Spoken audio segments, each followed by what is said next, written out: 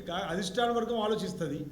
ఒకవేళ వాళ్ళ అవసరాన్ని బట్టి గౌరవ ముఖ్యమంత్రి రేవంత్ రెడ్డి గారు, గౌరవ పార్టీ అధ్యక్షుడు మల్లికార్జున ఖార్గే గారు ఆ అంశంలో పార్టీ స్పందించాలి. మా పీసీ అధ్యక్షుడు మహేష్ కుమార్ గౌడ్ గారు ఉన్నారు, మల్లికార్జున ఖార్గే గారు ఉన్నారు.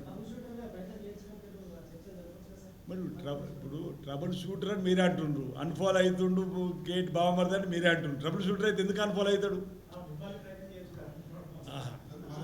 అది పార్టీ అంటే కాంగ్రెస్ పార్టీకి సంబంధించిన అగ్రనాయకత్వం ఆ అంశంలో పరిశీలన జరుపుద్ది.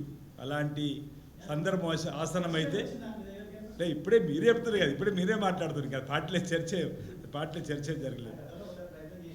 అప్పుడు అంటే రాజశేఖర్ గారు ఉన్నప్పుడు అంటే వాళ్ళ అంతర్గత కొమ్ములాటలు వాళ్ళ అప్పుడు ఇదే సిచ్యువేషన్ అప్పుడు కూడా జరిగినప్పుడు వారు రావడానికి ప్రయత్నం, ఇప్పుడు వారు ఏమైనా ప్రయత్నం చేస్తారో తొలిగడికి చేసే ప్రయత్నం చేస్తారో చూడాలి. అది ఇప్పటికి మీరు అడుగుతున్న ప్రశ్నకు నాకు ఉన్నటువంటి అవగాహనతో చెప్పగలుగుతున్నారు.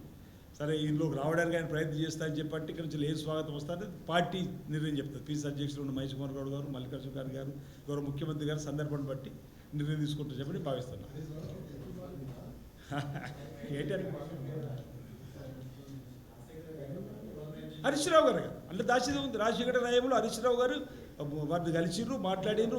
వారితో పాటు ఉన్న దాంట్లో 50% శాసనసభ్యులు రావడానికి సిద్ధమైనరు. ఎవరో శాసనసభ్యుల పేరు కూడా వచ్చింది. వాళ్ళందరినీ పక్కన పెట్టినప్పుడు కేసీఆర్ గారు ప్రగతి భవన్కే వారు రాకుండా చూసిండ్రు. అవన్నీ